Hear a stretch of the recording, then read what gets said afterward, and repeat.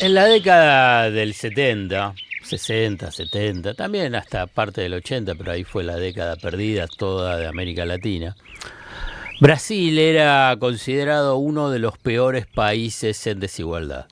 Sigue siendo un país desigual, pero en ese momento Brasil era señalado y estudiado como un país profundamente desigual. Hasta se acuñó, para llamarlo, un nombre: Belinda. Belindia, refiriéndose a que convivían en él poblaciones con los mayores niveles de riquezas internacionales, en ese momento, como lo de Bélgica, y con los peores, como la de las partes más importantes de la India. Por eso era Belindia, Bélgica, India. O sea, dos países en uno. Sigue siendo, como te decía, Brasil un país profundamente desigual, pero no tanto como en décadas pasadas. ¿Por qué? Porque desde la década del 70 y el 80, y fundamentalmente con los gobiernos, primero de Fernando Henrique Cardoso, pero después con mucha más profundidad con el gobierno de Lula, hubo políticas muy vigorosas de expansión productiva que han permitido reducir el desempleo, expansión de los servicios públicos, programas compensatorios en gigantesca escala como Hambre Cero y Bolsa Familia. Estos dos proyectos son los de los dos primeros gobiernos de Lula y que después continuaron, hasta Bolsonaro los mantuvo. Hicieron salir de la pobreza a millones de brasileños. Por ejemplo, Bolsa Familia llega a 11 millones de familias pobres. Y pasó a ser una de las economías más importantes del mundo. Está dentro de las primeras 10 economías del mundo medidos por Producto Bruto. ¿Por qué te hago toda esta introducción? Toda esta introducción con respecto a Brasil. Para hablar sobre Argentina. Porque sirve para indicar qué es lo que pasa en Argentina, cómo ha estado transitando un camino inverso de ser una economía con relativo equilibrio social, precisamente en esa década del 70, después la dictadura militar rompió ese proceso y con muchísimos altibajos llegamos a la actual situación. Y digo, en ese momento era de relativo equilibrio social, pero en varias décadas, en estas en estos 50 años, ha ido retrocediendo. Y ahora vamos a el punto de hacer el anclaje en la actualidad. Ahora, con las políticas de Milei, se ha profundizado hasta consolidar una economía dual. Esto es lo que quiero tratar de que pueda comprenderse. No estoy diciendo que lo anterior era un paraíso, sino cómo en estos 10 meses se está profundizando esa economía dual hasta consolidándola, para consolidarla.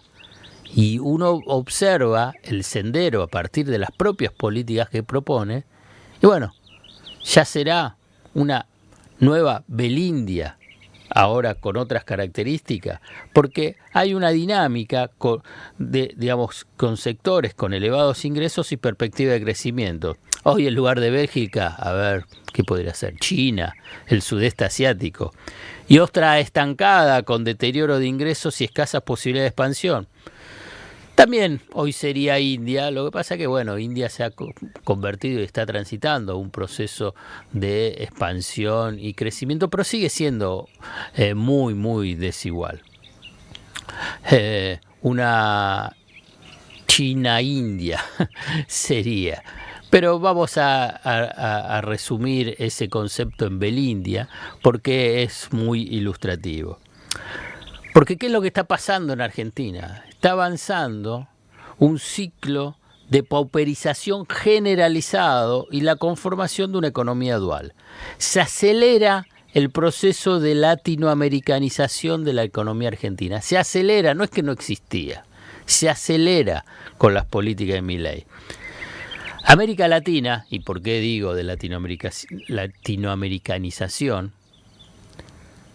es una región donde las cifras de desigualdad siguen estando entre las más elevadas comparativamente del planeta.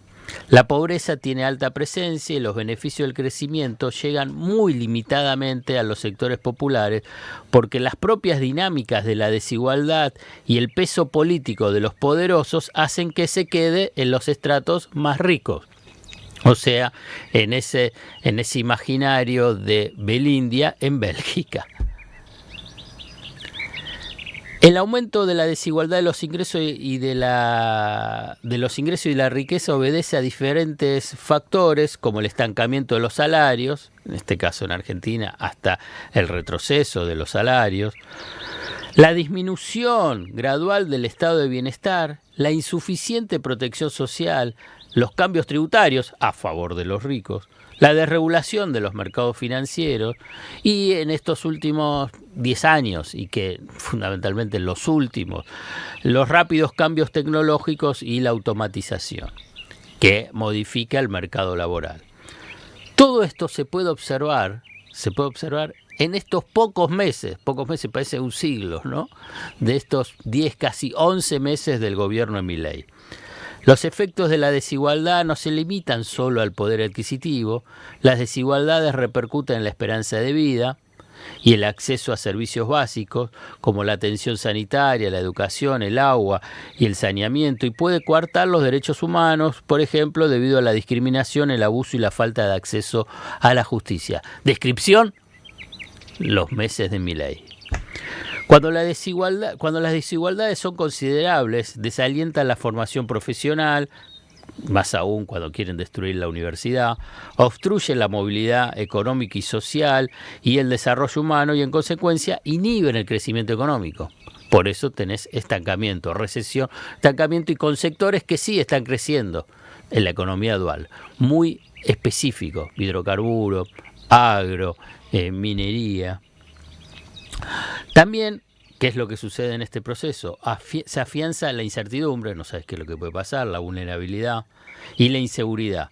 ¿Y cuál es la consecuencia de esto? Socavan, debilitan la confianza en las instituciones democráticas y aumenta la discordia, las tensiones sociales y desencadenan actos de violencia y violentos y conflictos. Y además sí son promovidos desde la propia cúpula del poder político, o sea, desde el propio presidente.